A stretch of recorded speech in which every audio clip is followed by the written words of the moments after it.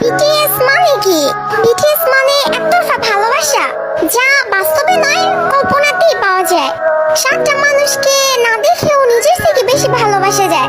তাদের সাথে হাত ধরে কখনো রাস্তা পার হয়ে যায় না, কিন্তু কল্পনায় হাজারবার হাত ধরেছি।